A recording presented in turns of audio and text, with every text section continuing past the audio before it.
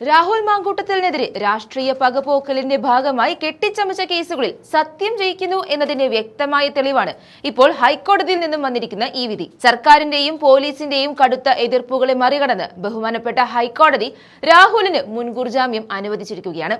നീതിപീഠത്തിൽ ഞങ്ങൾക്ക് പൂർണ്ണ വിശ്വാസമുണ്ടെന്നും സത്യമൊരിക്കലും മൂടിവെക്കാൻ കഴിയില്ലെന്നും ഈ വിധി അടിവരയിടുന്നു. തിരുവനന്തപുരം സെഷൻസ് കോടതി മുൻകൂർ ജാമ്യം നിഷേധിച്ച ഒന്നാമത്തെ കേസിലാണ് ഇപ്പോൾ ഹൈക്കോടതിയുടെ അനുകൂല വിധി വന്നിരിക്കുന്നത്. രാഹുലിനെ കൊടുക്കാൻ വേണ്ടി മാത്രം CPM തിരക്കഥയനുസരിച്ച് തയ്യാറാക്കിയതാണ് ഈ കേസുകളെന്ന് തുടക്കം മുതലേ കോൺഗ്രസ് പ്രസ്ഥാനം ആവർത്തിച്ച് പറയുന്നതാണ്. യാതൊരുവിധ ശാസ്ത്രീയ തെളിവുകളോ വസ്തുതകളോ ഇല്ലാത്ത വെറും ആരോപണങ്ങൾ മാത്രമാണ് രാഹുലിനെതിരെ ഉന്നയിക്കപ്പെട്ടത്.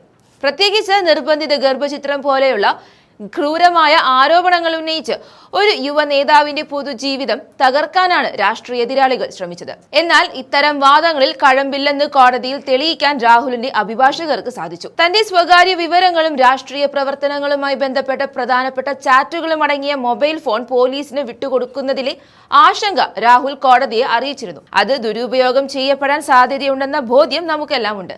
എന്നാൽ നിയമവ്യവസ്ഥയെ ബഹുമാനിക്കുന്ന ഒരു പൊതുപ്രവർത്തകൻ എന്ന നിലയിൽ കോടതി നിർദ്ദേശിച്ചതനുസരിച്ച് എല്ലാവിധ അന്വേഷണങ്ങളോടും പൂർണ്ണമായും സഹകരിക്കാൻ രാഹുൽ തയ്യാറാണ്. ഫോൺ ഹാജരാക്കണം എന്ന നിർദ്ദേശം വന്നതോടെ ഒളിച്ചുവെക്കാൻ ഒന്നുമില്ലാത്ത രാഹുൽ മാങ്കൂട്ടത്തിൽ ആ നിബന്ധനയും സ്വാഗതം ചെയ്യുകയാണ്. അന്വേഷണത്തിന്റെ ഭാഗമായി എല്ലാ ശനിയാഴ്ചയും ഹാജരാകാനും അദ്ദേഹം സന്നദ്ധനാണ്. അതിജീവിതയുടെ പേരിൽ വ്യാജമായ കഥകൾ മെനഞ്ഞും സൈബർ ലോകത്ത് അപവാദങ്ങൾ പ്രചരിപ്പിച്ചും രാഹുലിനെ തളർത്താമെന്നാണ് ഭരണകൂടം കരുതിയത്. എന്നാൽ പോലീസിന്റെ കള്ളവാദങ്ങൾ ഓരോന്നായി കോടതിയിൽ പൊളിയുന്ന കാഴ്ചയാണ് നമ്മൾ കണ്ടത്.